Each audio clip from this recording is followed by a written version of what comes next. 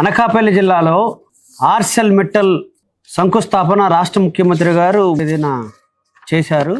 రేపు 2028 డిసెంబర్ నాటికి ఈ ప్లాంట్ పూర్తవుతుంది.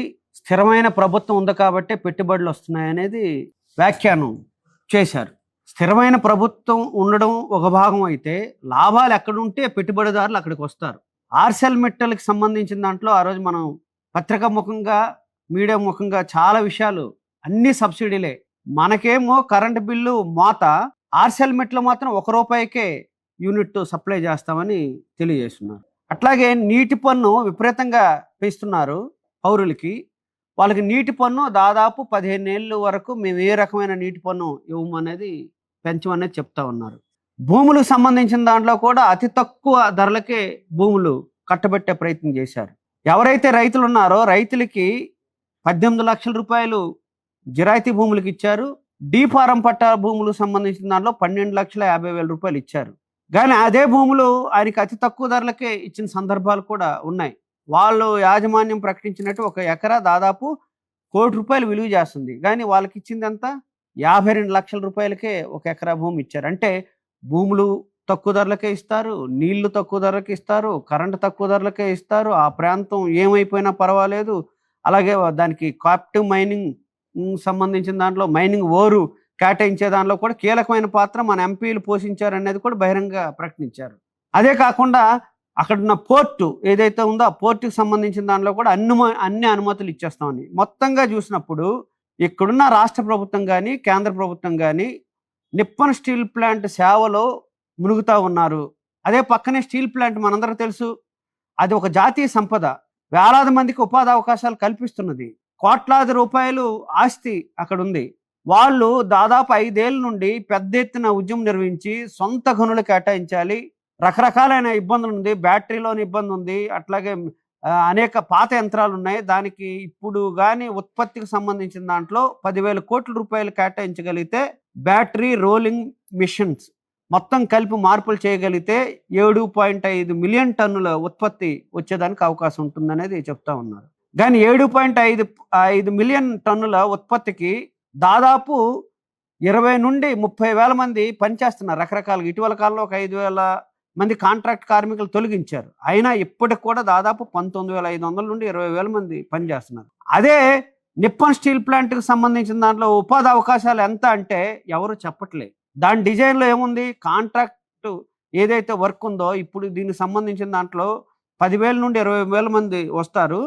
కానీ రేపు పొద్దున్న ఏదైతే ఆ స్టీల్ ప్లాంట్ ప్రారంభిస్తే 6,000 మందికి మాత్రమే ఉపాధి అవకాశాలు వచ్చేదానికి అవకాశం ఉంటుందండి. అంటే 1,000 ఎకరాల భూమి తీసుకొని రకరకాలైన సబ్సిడీ తీసుకొని ప్రభుత్వం నుండి రాయితీలు తీసుకొని ఇప్పుడు అక్కడ ఉపాధి ఎంతమంది కంటే 6,000 మందికి మాత్రమే ఉపాధి అవకాశాలు ఉన్నాయి. అదే కాదు, అక్కడ దాదాపు 745 మంది నిర్వాసితులు ఉన్నారు, భూములు కోల్పోయిన వాళ్ళు ఉన్నారు. వాళ్ళకి ఈరోజు కూడా గ్యారంటీ లేదు.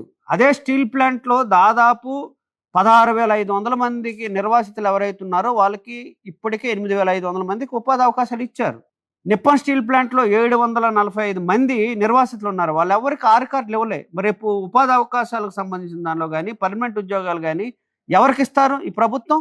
కాబట్టి ఇట్లాంటివన్నీ అక్కడున్న నిర్వాసితులకు సంబంధించిన ప్యాకేజీ విషయంలో కానీ రకరకాలైన అంశాలు ఉన్నాయి. ఆ రకరకాలైన అంశాలు కూడా శాస్త్రీయమైన పద్ధతిలో 2013 భూసేకరణ చట్టం ప్రకారం పరిష్కారం చేయకుండా నిర్లక్ష్య ధోరణితో వ్యవహారం చేసింది. ఒక మాటలో చెప్పాలంటే నిప్పన్ స్టీల్ ప్లాంట్లోని కార్పొరేట్ సంస్థల యొక్క సేవలో మునుగుతూ ఉంది ఈ రాష్ట్ర ప్రభుత్వం అనేది స్పష్టంగా మనకు అర్థం కావాలి. రెండో అంశం, ఇటీవల కాలంలో సుప్రీంకోర్టు మనకు తెలుసు ఎవరైతే క్రిస్టియన్స్గా ఉన్నారో వాళ్ళకి రిజర్వేషన్లు వర్తించేదానికి అవకాశం లేదని ఒక తీర్పు ఇచ్చారు.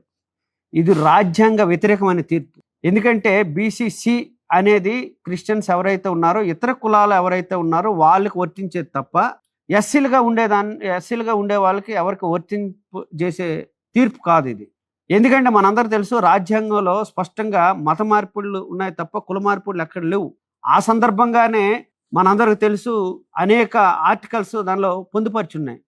కానీ దానివన్నీ పరిగణలో తీసుకోకుండా ఏకపక్షంగా దళిత క్రిస్టియన్స్ ఎవరైతే ఉన్నారో దళిత క్రిస్టియన్స్కి రిజర్వేషన్లు వర్తించేదానికి అవకాశం లేదు, మళ్ళీ హిందూ మతంలో చేరండి అని.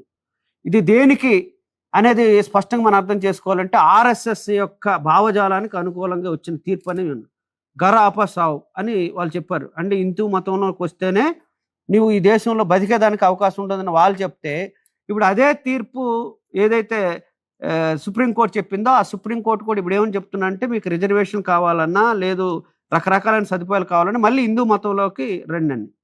ఈరోజు మనం చూస్తున్నాం క్రిస్టియన్స్‌లో కూడా కులానికి సంబంధించిన అంశంలో రెడ్డి చర్చిలున్నాయి, కమ్మక చర్చిలున్నాయి, కాపు చర్చిలున్నాయి. అందులో ఒక కులానికి ఇంకో కులాని మధ్యన ఎప్పుడు వివాహాలు జరుగుతున్న సందర్భం లేదు. అనేక అంశాలు సుప్రీంకోర్టుకి అట్లాగే రకరకాలైన కమిషన్ సందర్భంగా తెలియజేస్తున్నారు.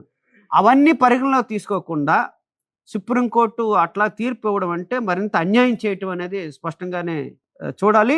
అది రాజ్యాంగ పరిధిలో కాకుండా రాజ్యాంగేతరగా ఇచ్చినట్టుగానే మేము భావిస్తూ ఉన్నాం. ఇప్పటికైనా తీర్పుని పునఃపరిశీలన చేయాలి.